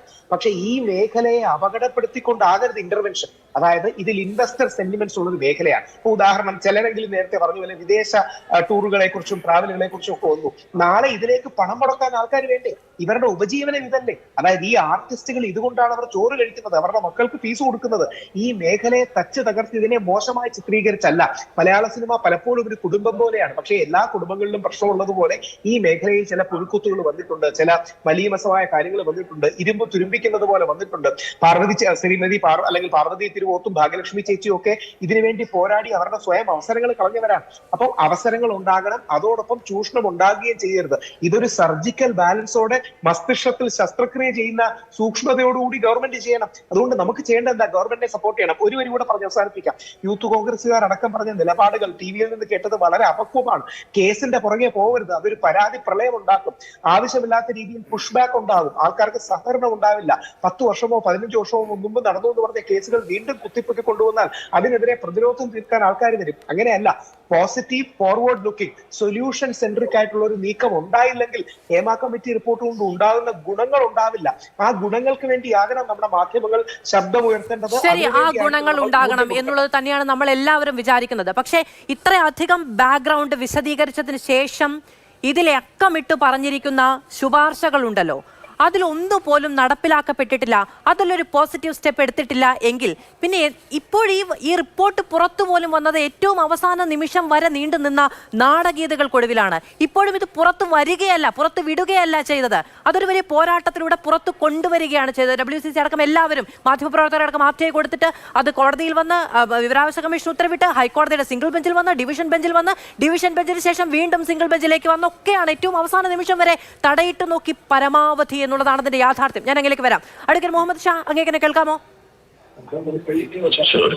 അഡ്വക്കേറ്റ് മുഹമ്മദ് ഷാ, ഇപ്പോൾ ഇന്ന് കോടതി ചോദിക്കുകയാണ്, ഞങ്ങളിത് പുറത്തുവിടരുതെന്ന് പറഞ്ഞിട്ടൊന്നുമില്ലല്ലോ, ഇത് അത്തരത്തിലുള്ള ഡയറക്ഷൻസ് ഒന്നും നൽകിയിട്ടില്ലല്ലോ എന്ന്. കഴിഞ്ഞ ദിവസം രഞ്ജിനി ഒരു പരാതിയുമായി പോകുന്ന സമയത്ത് ആ പരാതി കൊടുത്തുവെന്ന് സർക്കാർ അറിയുന്നു. നോക്കൂ, ഹൈക്കോടതിയിലേക്ക് ഒരു ദിവസം എത്ര പരാതികൾ വരും.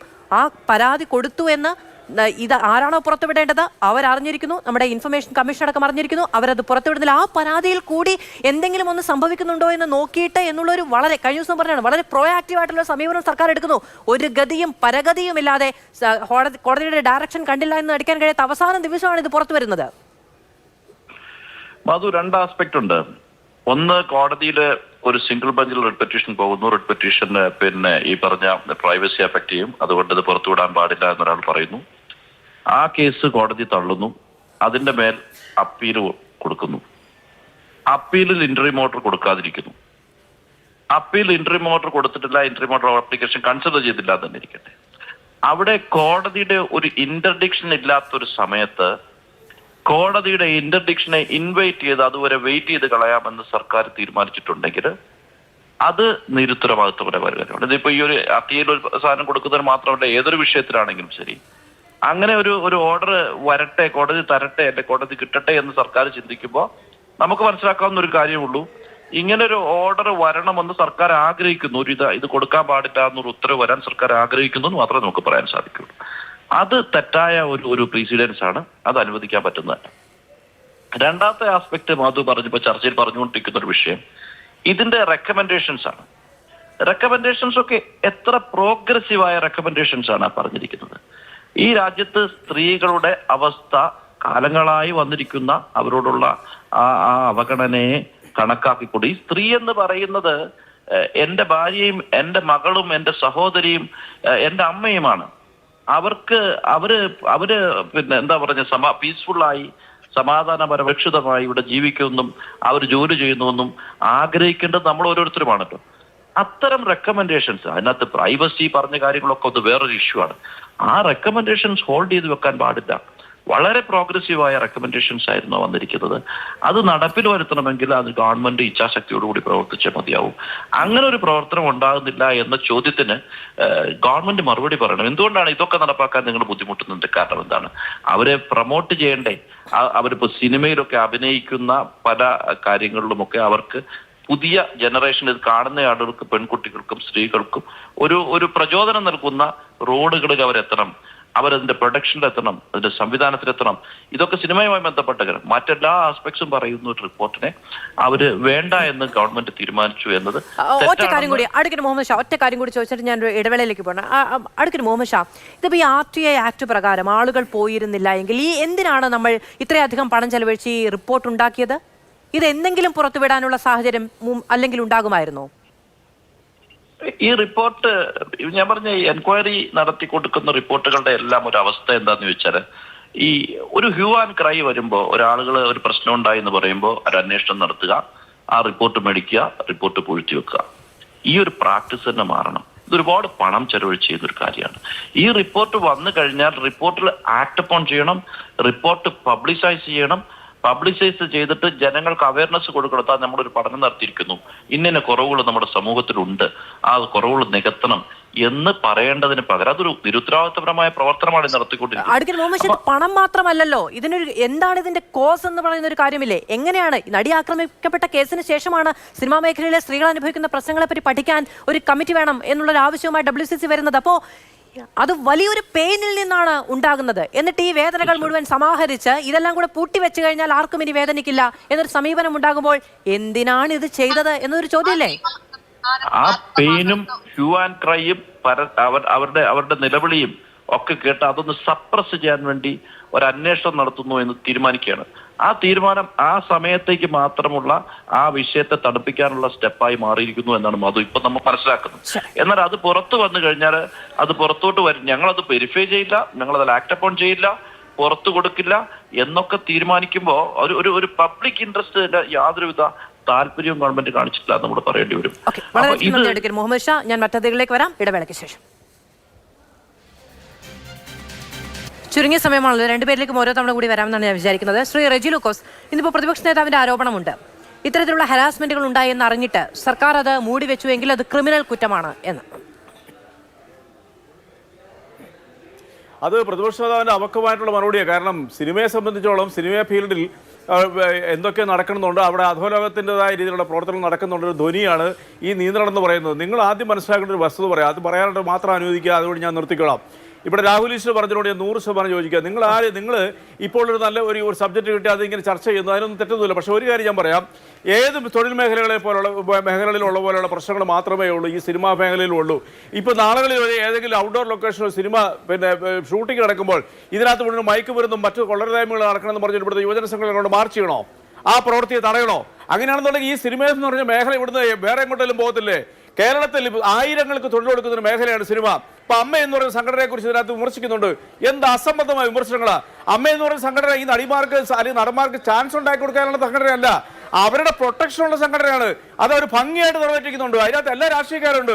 പിന്നെ സിനിമയിൽ പ്രവർത്തിക്കുന്നവരല്ല CPM-കാരാണോ ഈ സർക്കാർ ഈ സിനിമയുടെ കാര്യത്തിൽ ഇത്ര വലിയ രീതിയിലുള്ള നിയമങ്ങൾ ഉണ്ടാക്കുന്നത്? നിങ്ങൾ പറയാൻ കാരണം സിനിമയെ നിങ്ങൾ രാഷ്ട്രീയമായിട്ട് കാണരുത്. സിനിമ ഒരു കലാരൂപമാണ്. ആയിരക്കണക്കിന് പേർക്ക് തൊഴിൽ കൊടുക്കുന്നുണ്ട്. ഏതെങ്കിലും ഒരു തൊഴിലിടത്ത് അതിക്രമം ഉണ്ടായാൽ അത് റിപ്പോർട്ട് ചെയ്യപ്പെടേണ്ടതില്ല, അതിനെതിരെ പ്രതിഷേധം ഉണ്ടാകപ്പെടേണ്ടതില്ല എന്ന് കണ്ടുപോകാൻ കഴിയില്ല എന്നുള്ളതേ ഉള്ളൂ. ശ്രീ രാഹുൽ ഈശ്വർ, ഈ റിപ്പോർട്ട് പറയാത്ത കാര്യങ്ങൾ പറയണേ മധു. റിയലിസ്റ്റിക്കലി ഒരു സംഭവം പറയാം. ഞാൻ റിയലിസ്റ്റിക്കലി ഇത് റേസ് ചെയ്യുമ്പോൾ തന്നെ റെജി ലൂക്കോസ് സാർ പറഞ്ഞ ഒരു കാര്യം കൂടെ നമ്മൾ ശ്രദ്ധിക്കണം. ഇപ്പൊ എന്റെ 2-3 ഫ്രണ്ട്സ് സിനിമയിൽ ഇൻവെസ്റ്റ് ചെയ്യണമെന്ന് പറഞ്ഞ് നിൽക്കുന്നവരുണ്ട്, വിദേശത്തുള്ള മലയാളികളും വെച്ചും. അവരൊന്നും ഇത് കണ്ട് പേടിച്ച് ഞങ്ങൾ വരുന്നത് ഒരു കൊള്ളക്കാരുടെ സങ്കേതത്തിലാണെന്ന തെറ്റിദ്ധാരണ ഉണ്ടാവരുത്. നമ്മുടെ ആൾക്കാർക്ക് ജോലി കിട്ടണ്ടേ, നമ്മുടെ നാട്ടിലേക്ക് ഇൻവെസ്റ്റ്മെന്റ് വരണ്ടേ? അപ്പൊ നമ്മുടെ പ്രശ്നങ്ങളുണ്ട്, ഡെഫിനറ്റ്ലി ഉണ്ട്, ഇല്ലെന്ന് ആരും പറയുന്നില്ല. നമ്മൾ കണ്ണട ചിരിട്ടാക്കരുത്. അവിടെയാണ് നമുക്ക് പോസിറ്റീവ് എന്ന മെസ്സേജ് കൊടുത്തില്ലെങ്കിൽ ഈ കാശവന്മാർ വേറെ എന്തെങ്കിലും ഈ കാശ് അല്ലെങ്കിൽ ഇത് നമ്മുടെ കലയെ അഭിവൃദ്ധിപ്പെടണം, നമ്മുടെ കലാകാരന്മാർക്ക് പ്രതിഭ കിട്ടണം. ഇവരാരും ഈ 10 to 5 ജോലി എടുക്കുന്നവരല്ല. എല്ലാ കലയും അഭിവൃദ്ധിപ്പെടണം, പക്ഷെ അതൊരു ആരുടെയും കണ്ണീരിന് പുറത്താകരുത് എന്ന നിർബന്ധ ബുദ്ധി ഈ സമൂഹത്തിൽ ഉണ്ടാകേണ്ടതുണ്ട്. മന്ത്രി സജി ചെറിയാൻ നമ്മളോടൊപ്പം ഉണ്ട്, അദ്ദേഹത്തിലേക്ക് പോവുകയാണ്. ശ്രീ സജി ചെറിയാൻ, ഇന്നിപ്പോ ഈ ചോദ്യം ഞാൻ ഇപ്പോൾ ചോദിച്ചതേ ഉള്ളൂ. പ്രതിപക്ഷ നേതാവ് പറയുന്നത് സർക്കാർ ഇത്രയും അതിക്രമങ്ങളുടെ വാർത്തകൾ അറിഞ്ഞതിന് ശേഷം അത് പ്രതികരിക്കാതിരുന്നത് ക്രിമിനൽ കുറ്റത്തിന് തുല്യമായ കാര്യമാണ് എന്നാണ്. എന്താണ് സർക്കാരിന് അതിന് മറുപടി?